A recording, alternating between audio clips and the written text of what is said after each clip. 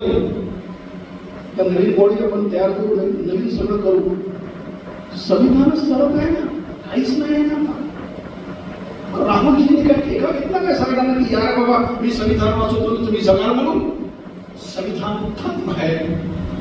त्या वर्गीकरणामधून म्हणा, no entry मधून म्हणा, नीटच्या परीक्षेमधून म्हणा, किंवा धीरेंद्र शास्त्रीचं आगमन या महाराष्ट्रात म्हणा, किंवा या बुवाबाजीला खत घालून हजारो कोटी आपण अशोक खरातला देणं, किंवा या देशामध्ये हिंदुत्व म्हणजे राष्ट्रीयत्व असं सांगणं, हे फडणवीसांचं काम ओके झालेलं आहे. आणि म्हणून भावांनो आणि बहिणींनो, आमदार बनून नाही बनून खास सरकारने फडणवीस सरकार वरून दाखवते, मनुस्मृतीमुळे आतून पोखरून टाकून या देशातलं सरकार संपवित आहे. आणि म्हणून तुमच्याकडून ते टार्गेट देत आहेत. उपवर्गीकरणाचं काम तुम्हाला दिलं, आढळत बसा.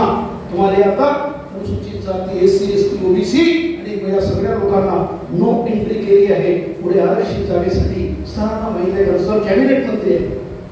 सर जेव्हा ट्रेन मधून उतरायचे त्यांच्या मागे जे माणसं धावायची, मी असं त्या धरून पाहतो. पुढकेसर काय चाललं त्यांना सोड, म्हणजे जितके धावणारे माणसं आज त्यांच्या सोबत आहे. त्याच्या बाजूला बसलो ही संस्थेने म्हटलं की देर आहे दुरुस्त. काँग्रेसनी तुमच्या हातात, तुमच्या मनातलं नाही दुखणा झाला तरी चालेल, सहनशक्ती निर्माण करणे गरजेचं आहे. तुमच्या नेत्यांना घेऊन बाबासाहेब आंबेडकरांच्या प्रत्येक कार्यक्रमात जाऊन बसावं लागेल. हे काँग्रेसवाले नालायक आहे असं जरी कुणी म्हणाले तरी तुमच्यामध्ये ती सहनशक्ती आली पाहिजे.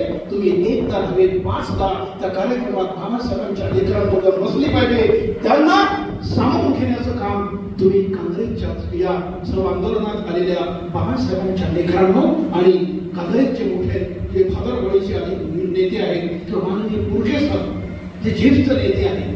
पुरके सरांना काय आदिवासी विभागाचा नेता म्हणूच नका, मोठे आहेत पुरके सर.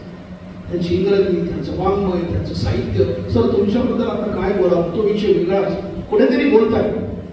पण माझा